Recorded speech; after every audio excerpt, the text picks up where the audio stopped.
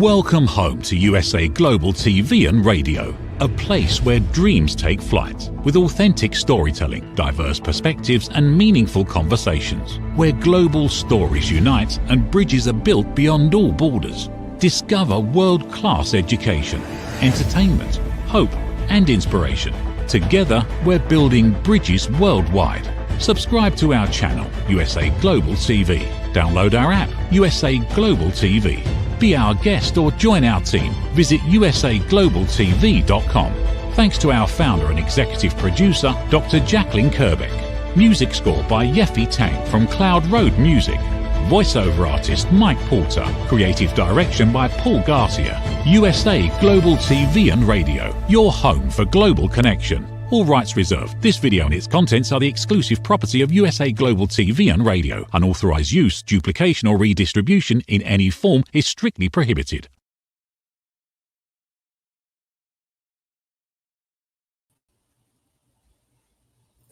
Hi, welcome to the Persistence Payoff Show. We're here on USA Global TV and Radio. I'm your host, Kimberly SCHAFER. Persistence has been a part of my life as long as I can remember, and I'm on an extra journey with it in the second chapter of my life. I'm a first-time inventor and entrepreneur.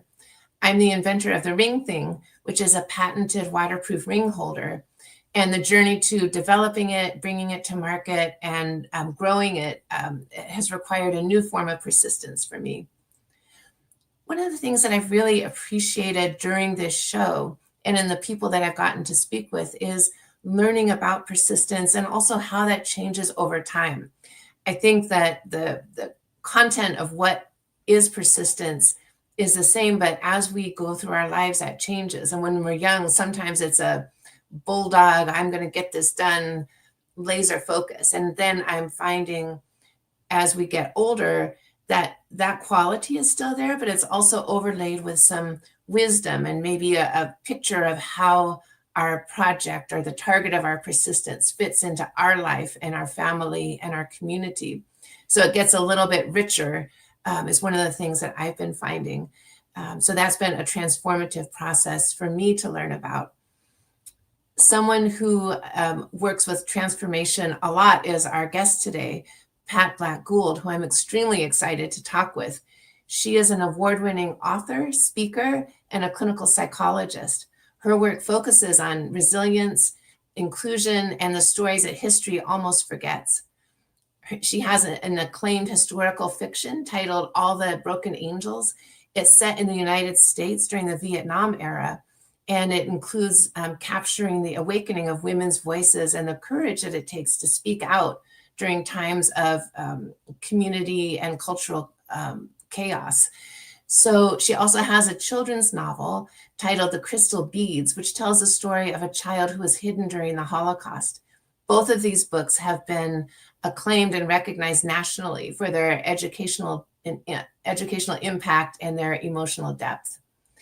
Professionally, Pat has worked with Vietnam veterans. She has been an LGBTQ+ veteran program coordinator, and she's provided medical care and mental health services to forensic hospitals and also to men's correctional facilities. She's written important academic work on mental health and cultural deafness.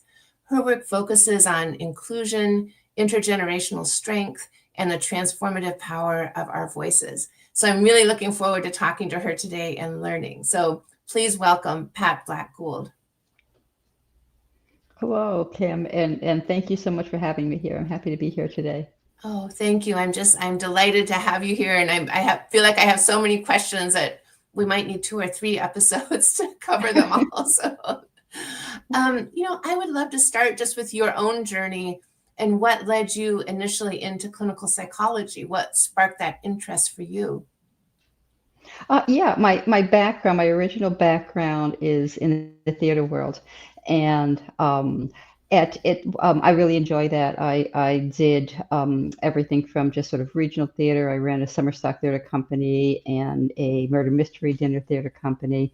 And I did a lot of children's theater work as well. And all of that was in New York and New England. But theater's tough sometimes when it comes to paying the rent. And around the time when I was having my son, I just realized I might need to have a profession that might be a little bit more stabilizing for him and for the family. And I thought, well, what's close to theater? Because theater and acting is really about touching deeply into what's inside you, trying to understand character development, trying to understand what makes people tick. So I remember going to the local college, and well, it seemed like when I was looking through a catalog, psychology and mental health seemed to cover exactly that. So that's what allowed me to explore the inner workings of people, this time from like a psychological perspective. So that was challenging and exciting, but I find that I've managed to create a place in my writing where I actually can combine the theater part of me from the character driven inside when I was a writer and the psychology and the psychological arc of characters throughout a storyline. And so it just somehow all gelled together, and I had no clue that was going to happen. Yeah. What a great example of, following your intuition where it leads you, and you didn't go into it with a lot of shoulds. You were open to what evolved, and look what happened. Here you are with nationally acclaimed books as a result of that. So did your writing develop at the same time that you were going to school, or did one come before the other? No, the writing, well, the writing had a kind of interesting uh, uh, kind of weave throughout the whole process. In the theater world, I remember hearing a story about a child during the Holocaust. And at that time, I was in New York and I was doing a lot of auditioning. And I thought this would make a very interesting monologue. So I wrote it as a monologue. And when I was doing acting auditions, but then I moved out of acting and I was much more interested in directing and producing, and then even playwriting. So I just put that aside for a while. But when I was running the Murder Mystery Dinner Theater, I wrote a number of plays for a while. And we toured throughout New England with those plays. And then when I went more into the psychology world, I put that type of writing, academic writing and dissertation, all of that thesis was there. But that creative, one part of that creative side of me just needed to be put aside right now. I couldn't focus on both. And it was only once I semi-retired, moved down here to Florida, that I was, for the first time, I went to a writing group and I realized I needed to bring something with me. And what I found on this old typewriter, piece of paper, old paper, was the monologue that I had started. And that's what turned into, well, the book that's right behind me, The Crystal Beads, Lolka's Journey. That's what brought me back into creativity as a writer this time. Wow. Oh, I love that, just how one thing leads to the other. And I think that's fantastic. And so you wrote The Crystal Beads first, and then did All the Broken Angels. That was your second book? Right. And all the Broken Angels, there were little bits of stories I started piecing together from all the Broken Angels, because just little things and memories of childhood and growing up, and some family things, and little pieces of stuff, but nothing really there. I wasn't sure what was going to happen with it. And it is semi-autobiographical. So I was parallel both books a bit together. Crystal Beads just sort of made it a lot quicker than all the Broken Angels did.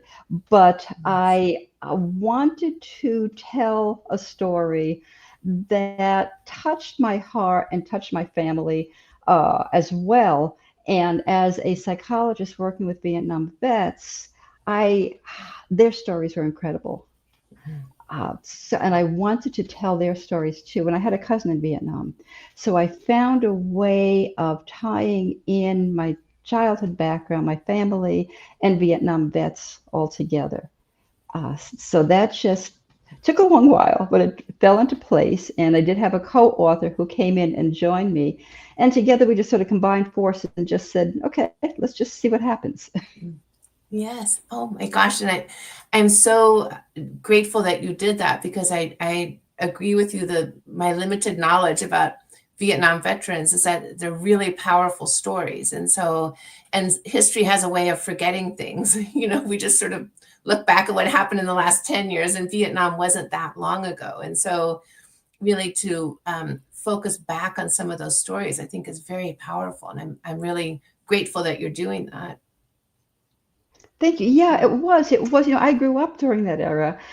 And I have a lot of memories of it, but how dynamic it was to write this. We have the women's movement, we have civil rights movement, we have the war going on, we have the birth of the LGBTQ movement. There was so much happening, so much dynamics going on in the country and in the world at that time. And I agree that I think we can easily lose history. And I was never a history buff as a kid. I really was not. It took me until I started writing both the Holocaust book and this book that I started really delving into our history and searching what was there. Because truthfully, we can learn so much from these stories in our past if we open them up, accept them, read them, and embrace the material. Because things tend to repeat themselves, but we always want to see things as, oh, it's brand new. This never happened before. This is the first. Guess what? We look at a bit of that history and we go, oh, yeah, that happened. And that happened before. And that happened before that. And decades and centuries before that. But we don't always take heed of that. We don't always listen to what happened there and learn from it. So that was one of the other parts of writing both these books too. Can we learn? Can we get information from the past and use it to help us move forward? Yeah, I completely agree. And I think it's true culturally and also personally. We, as a culture, I think that's absolutely true. And I think as individuals, we can often see in ourselves and in other people that we don't learn from things that have happened always, and we can look back and see what we can do to change, and learn from that past. So, yes. When you're working on writing now, is historical fiction the niche that you are most comfortable in, or do you also write in other genres? I was in the past. I was a playwright, and that was a blast. I had a great time doing sort of murder mystery with the slapstick and comedy, sense in there. And that was fun. I was able to bring it into the present. That was a 80s, 90s and everything. But right now I feel like I would have a hard time writing culturally about a lot that's happening right now in the world. I can tap on music, I can tap on some things, but I feel like I'm rooted more into the past and history. So I wasn't sure what was going to happen next after All the Broken Angels was done. I thought that, I'm going to stop a little, but I have other interests. I'm just going to breathe, figure out some other way to do it, maybe writing some short stories. But I started playing around again and brought myself right back to the later 1970s, which was a kind of about where All the Broken Angels ended. There is a chapter that's written in the 80s, but I wanted to continue more with women's issues, more with some of the other things that were going on during that time, and continue to tell some of the characters come back from that. So I just find myself going back there. And it's also fascinating for me to research. I think I said, Kim, that I lived that before, but when you research it, you really learn a lot more. I couldn't remember a lot of the stuff that was happening. I mean, broad strokes I can put in, but wow, it's fascinating. It's absolutely fascinating when we look and say, oh, really? Let me dig even deeper into something. And it's incredible. So I think I enjoy the research that brings me to the past and the lessons learning from that and how to put that into the book. Yeah. Oh, fascinating. Well, and I also, as you were talking, I was reflecting on what you were saying earlier about your own journey of just kind of following your instinct about things and how things, one thing led into the other. And so what you're saying now about, just following your instinct to continue in that path. I fully encourage you in that, because I'm a big inner whisperer kind of a person. So Me too. Yeah. yeah. There's something about that. There is something about I can't plot something. If you told me I had to plot out a novel, because there are plotters and pantsers. Pantsers sort of operate by the seat of their pants, and the plotter is like you have to outline it. If somebody told me to outline a book, it would never be written. There would be nothing on the page whatsoever. I let the characters speak to me. I let them tell me their story, and they may change it. It changed in All the Broken Angels. I was heading in one direction. The character said, "I'm not. You're not going to go there. You are not going to go there." And I listened, and I think it made the book a lot more fuller after doing that. So I let that creativity, that inner voice, speak to me. And I follow that. A lot of times I don't, and I do that personally too. It's really hard for me to think, all right, I kind of want to do this, but I'm going to see how I get there. And it's not always the way one thinks, because it could kind of meander and go like this, and then go, oh, yeah, and take off in that direction. I don't know. I never know. No, I love that. I'm very much the same way. So I Yeah. definitely appreciate that. And so much of your work is about inclusion and resilience. And so I'm curious, and this is the Persistence Payoff Show. And so I'm very curious to know about the role of persistence and resilience in your own life, and in your own writing, and what you've learned about yourself during that process. And then my second part of the question will be how that shows up in your characters. But I'd love to start just with you. And what have you learned about yourself through this journey? A lot. And when I look back and reflect on it right now, my passion was in theater. I would have given anything to stay in the theater world. But I left New York to pursue a summer stock, which I thought was only going to be 1 year, and then play around with playwriting. And what ended up being 1 year it turned out to be 30 years. And theater, I loved it. It was my passion. But I felt like I could not make enough of a living doing that. So it hurts internally. It hurt hard. It hit me hard that I had to give up a passion to move forward. And during the time that I was moving into psychology, I was also going through a divorce, a very contentious divorce, and trying to work full time on getting a doctorate, and raising my son. My mother had cancer, and my father was just saying, well, just don't worry about it. Give up school. I had a master's at the time. I was working as a mental health counselor, but I pursued a doctoral degree after that. And my father kept saying, well, just give it up. Just forget that. There's too much going on. And I said, no. I need to keep going. It's important for me to just keep going. And that's been a driving factor for me. I don't feel like I can stop or want to stop. I need to pursue something. And even when times are rough, I pursue it more.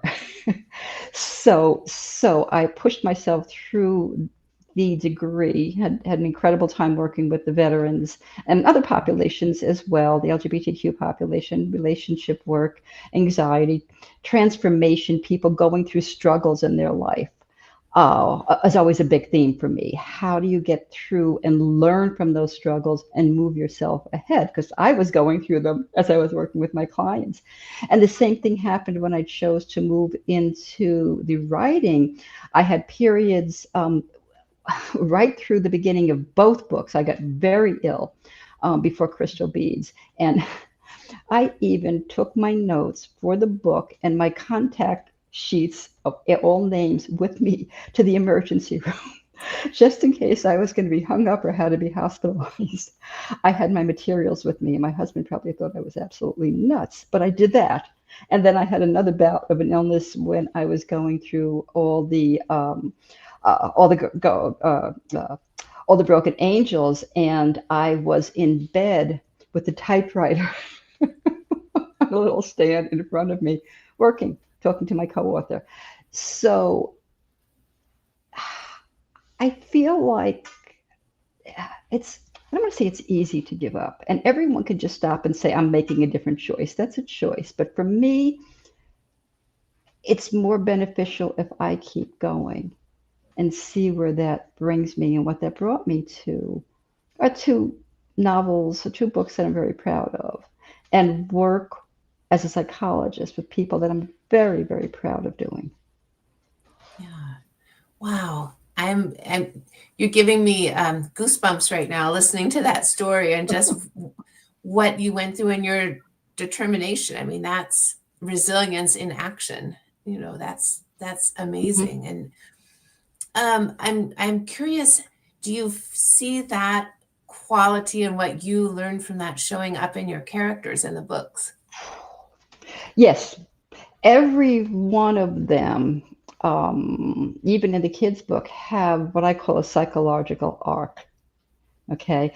I like to create characters that are given a set of complications, issues, problems that they have to work through and see how they handle it, whether they accept the challenge and where it brings them. So I think the psychologist in me and the way that I work with folks at your time frame and as you are growing and healing and learning from the past, can you grow with what's put in front of you, what you lived through in the past, what you may have struggled with, but can you take that further and grow? Some characters in the book get stuck. I'll admit that, and that's intentional because to me, writing is about teaching lessons too, that some people just get stuck at certain stages, but others say, okay, I have to work through this. There could be a loss. There could be so many different things that happen. There can be a tragedy. There can be pain. There can be suffering. There can be just an awareness of something, but you don't know how to handle it.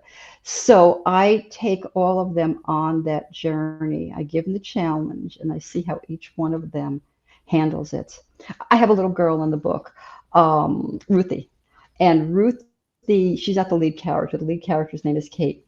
Ruthie developed polio, which was what happened to one of my classmates as a kid. I grew up during the years of polio. And Kate is so angry at the world, angry at the universe, angry at God for giving this poor girl polio. But Ruthie does get better and she's able to walk again. And Kate says, well, aren't you just furious? And she says, no. She says, I'm doing okay. I'm walking, I'm learning how to walk and get better and get stronger. And and you're here and you're still my friend. So I'll be okay.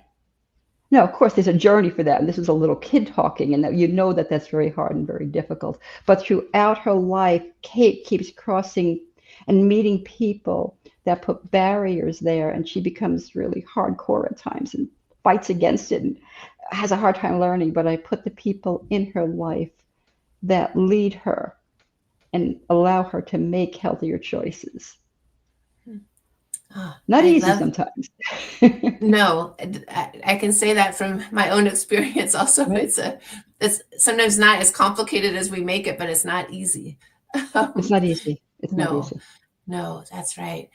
Well, I'm struck by listening to you at the number of ways in which you've worked with people and characters in terms of resilience. So, I mean, Vietnam veterans, that's its own incredible journey of resilience and persistence. And, growing up in the 60s and 70s during that time, and then your own journey and the characters that you're writing. When you think about resilience and persistence, are there any qualities that you see are consistent across the people who stick with that?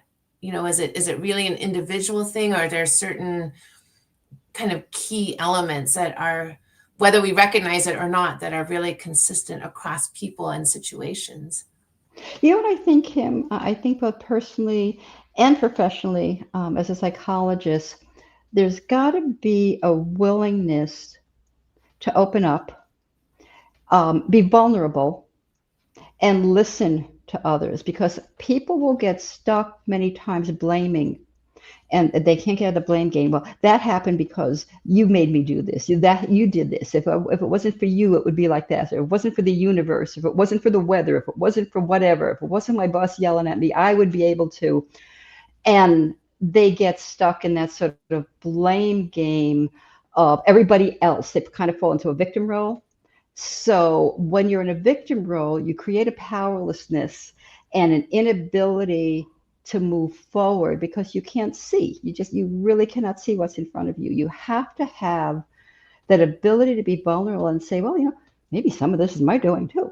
But and more than that, want to change and not get stuck there. And yet people will live their whole lives in that blame game, and it's everybody else's fault. And I'm the great victim. But you try to get them to move past that, it's not going to happen. So with people that I work with and with characters, some change is slow because you just can't automatically say, hey, I'm going to go like this and now I'm going to go this way. It takes time. It takes inner courage. It takes strength. And that determination to say, I want something different. I want something better for me. I want something better for my family. And you have to accept the fact that you can change. You have to want to change. You have to not get stuck. It's you sort of see different type of models in psychology that looks at pre-contemplative people. Maybe one of these days I'll stop smoking. I don't know. Well, smoking's bad for me, but I don't know. I'll do that. And then eventually, yeah, I want to. And then as soon as you see that little switch in them, you've got like, I want to. And they might not know how to do it, but that's where therapy comes in really well because they want this. So then you work with them on now we have movement. Barriers happen before that, but that little I want to, and I do that in the book too for Kate. I want something different. So now we can move, and steps can take time, but there's progress as long as there's that willingness to open up and be vulnerable because change is scary. You know that old saying, the devil we know is better than the devil we don't know? Yeah, it is. Yeah, it's really true. It's something I've been reading about, that even in our bodies, like sometimes something feels comfortable and familiar to us. So we say, oh, this is the right thing, but maybe not. It's just that's comfortable to us and familiar. Yeah. But if we really want to change, we have to be uncomfortable for a little bit while we adjust to that. So. A good way to put it. And people don't like that discomfort. No. Because it's a tough place to sit. It's tough to sit in it. Yes, it really is. And yeah, I'm interested because you're, I was reading on your website about your work with the transformative power of voice. And so as you're talking right now, I'm sort of thinking to myself, that sounds like the transformative power of voice, that whatever our voice is internally and the voice that we use to talk to other people, how that can be transformed. And I'm curious to know, am I understanding that correctly in terms of your intention about the transformative power of voice? Yeah, it's what we tell ourselves too. It's what the message is. Oh, I can't do that. That's over my head. I can't do that. No, that's not it. You have to change that inner monologue, to what if I tried though? What if I took one step in that direction? So you're changing your way of thinking, which may be very foreign to anyone, and families also. If the families are more, oh, we don't do this, we stay with this, we do this, we only do this.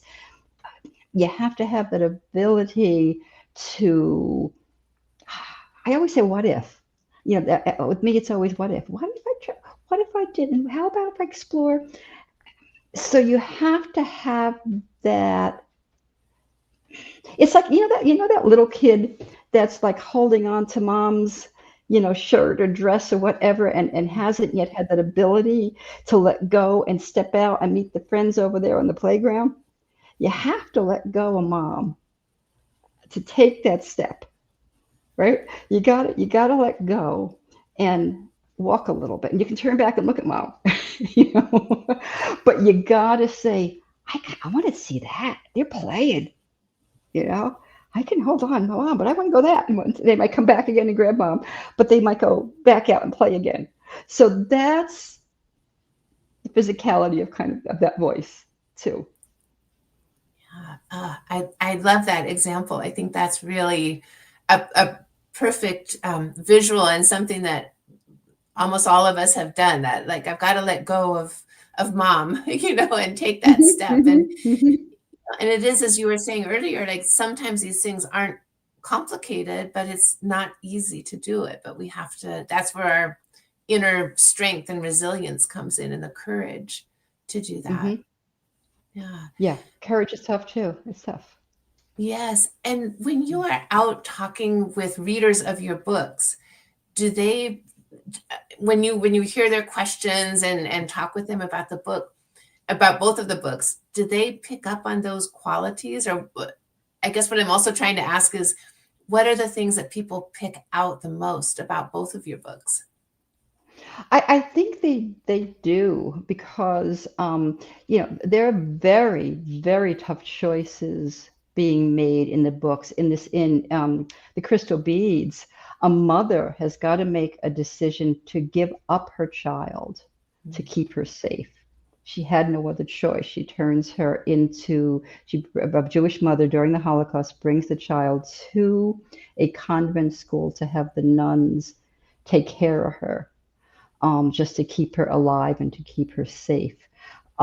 So people, will have these discussions all the time. How do you give up something? You love her, but you want to also keep her alive. How do you have the strength and courage to move forward and make a very difficult choice in life?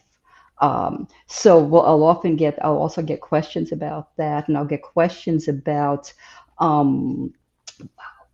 how are we just not taking care of each other better? Because both of the books are about caring. And in the Crystal Beads, I'll see if I can remember the line I wrote. There's a part of it, the mother says to the nun, you're making this sacrifice too. Anything could happen to you as well. You're putting yourself on the line by taking in this child. And Sister Teresa's response is that, I trust that the power that unites us is stronger than the power that divides us. And to me, that's very much of a theme throughout the books too, because you see a lot of division in the world in the 1960s and 70s, when we were dealing with the Vietnam War, and we had two sides, a divided country. And can you kind of resembles what's happening in the world today? Can we talk to each other? Can we love each other enough to cross that divide, respect people, even though they're different? They might be on the opposite ends of the coin. Okay, and that happens to Kate and her cousin Halby. She loves him, but he's making a choice to join the military. She is part of the peace movement, and they clash. Can their love and of family and each other go past that for them to still care about each other? Can the people who are LGBTQ be accepted by their family? Can you love the person unconditionally? Can we love each other despite the race, the color, the religion? Can we have that unconditional love so that we do not end up divided? So we see that's a big theme in both books. Yeah.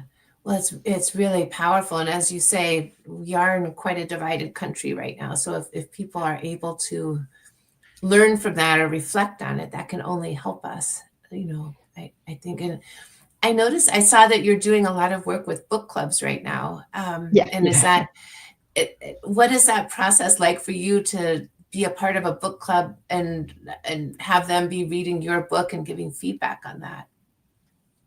Oh, I love it. I love it. I've done book clubs. I've also done a lot of presentations, and it's very different, a different world when you are presenting, and they might just be coming to see you at a presentation and have maybe just bought the book and haven't read it yet, as opposed to someone who has read the book, and knows what happens at the end, because there's that line for me, especially when I do the presentations, how far do I get into it? Because there's a part that happens, and this is in All the Broken Angels, there's parts that happen that everything turns upside down, everything. And if they haven't read that in my presentations, how far do I go in describing something? Because I don't want to ruin the moment, you know. When I do presentations or book clubs for for the crystal beads, it's a short book, so I read the book. It takes about 15 minutes to read the book, and I read the book. So, and then we discuss it, and there's study guide questions and everything afterwards. But we've gone through the whole story. In Broken Angels, I stop, and there's a wonderful story of some other people in All the Broken Angels that I learned from a best friend of Albie in the book. I learned about only no more than 10 years back that I would love to share, but I can't go there. So that makes it really, really difficult. It's like, I want to tell you about this because there's a whole other story, almost a whole book that another dynamic, but I don't go there. So the dynamics are very interesting. So I have to really judge who's read it here and who hasn't. And then if it's a presentation, I have to be careful maybe that somebody might not bring up. Well, at the end when that happens, and nobody ever has. So I'm like, oh, good, okay. Good, yes. You don't have to hold up a sign that says spoiler alert or something. Spoiler alert, right, exactly. Yes. Exactly. Oh my gosh. Well, our time has flown by today, and I mean what I said at the beginning, like I feel like we could have 2 or 3 episodes because this is just so fascinating, and I think your work is incredible. So I, first of all, want to thank you so much for being here and also for the work that you're doing. I think it can only be healing and helpful to other people. Can you tell us how people can connect with you if they want to connect with you directly, if they would like to buy one of your books? How can they do that? Yeah, they can connect with me on my webpage right there, which is patblackgould.com. You can email me at patblackgould@patblackgould.com. That was a really silly long email. I made it way too long. Sorry about that, folks, but absolutely, you can go on there and send me a message and absolutely reach me through there. It goes right to my email. I'm on Facebook, I'm on Instagram, and I'm on LinkedIn. I think I'm on Goodreads and everything too. So they can find me a whole bunch of different places. Please feel free to leave a message anyway. I'd love to talk to you, and available. I do presentations also online or in person if folks want to have a book club online. I'm actually meeting with a group from Minnesota, I think, next month, which will be a lot of fun. I'm not traveling yet, but it'll be online. Well, I mean, lucky book clubs. That's all I can say. They're very lucky to have you join them. So, well, thank you so much. And I hope that we get a chance to talk again. And this has just been so interesting and informative. And I'm coming away inspired. So thank you so much. Oh, thank you, Kim. It's been a real pleasure. I really enjoyed it. Yeah, thank you. Wow, I'm truly inspired. I've had goosebumps multiple times during our discussion today. So I always end every episode with a quote about persistence, and I select the quote ahead of time, not really knowing exactly how our conversation will go. And so often the quote fits very well with the with our conversation that we've had, and I feel like that is the case today. So the quote that I selected today is from Brian Tracy, who said, "Persistence is self-discipline in action." And I think that shows up so well in what Pat was talking about in terms of the self-discipline to say, I'm going to stick with this, or I need to evaluate what my habits are. How can I get out of the cycle that I'm in? And that's all self-discipline. So persistence is self-discipline in action. So I'm so grateful and thankful to Pat Black-Gould for being here today. I really appreciate it. If you would like to connect with me, you can reach out. I would love to hear from you. You can find me on the website ringthing.com. My email is kimberly@ringthing.com. I'd love to hear any comments that you have, any suggestions for guests, or anything that you would like to share. So please feel free to reach out. We're here every other Tuesday at 12 o'clock Pacific time live and available anytime on YouTube on USA Global TV and Radio. Thank you so much. Get ready to wear the brand that's changing the world of media. Introducing the official USA Global TV and Radio online store. From our TV show hosts to our incredible global guests, you asked, we delivered. Rep your appearance with pride. Whether you've been on air, hosted a show, or tuned in, we have something just for you. Visit us at usaglobaltvradioshoп.myspreadshop.com and start shopping today. Check back frequently. We're dropping fresh new designs all the time. Showcase your role in our global community. These designs celebrate your voice, your story, your presence. It's more than just merchandise. It's a movement of hope, inspiration, education, and elevated listening. Head to usaglobaltvradioshoп.myspreadshop.com. Your spotlight awaits. USA Global TV and Radio. Elevate your style. Elevate the world.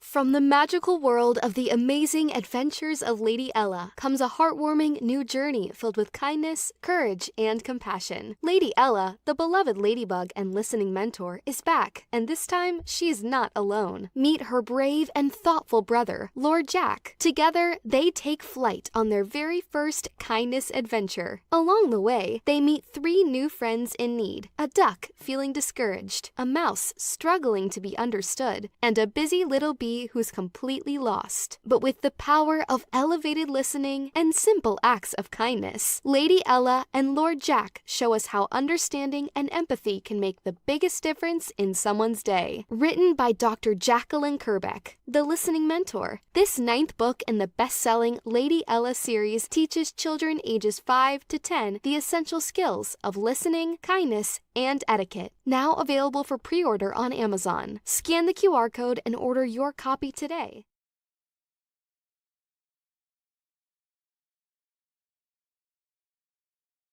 Thank you, viewers and listeners of USA Global TV and Radio, for joining us today.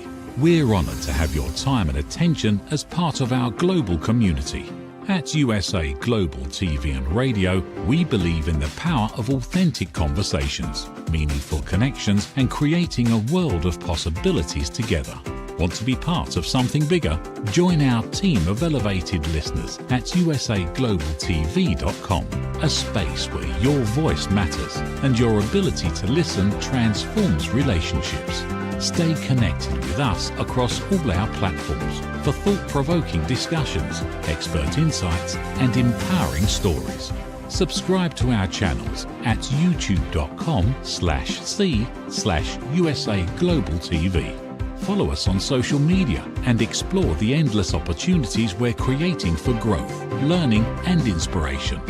Together, we're not just broadcasting, we're building bridges and changing lives one conversation at a time. For inquiries, contact us at info@usaglobaltv.com. Music by Johnny Dyes. Produced by Executive Producer and Director Dr. Jacqueline Kerbeck. Voiceover by Mike Porter. Creative Direction by Paul Garcia. All rights reserved. Copyright 2025. Visit usaglobaltv.com to view our full terms and conditions.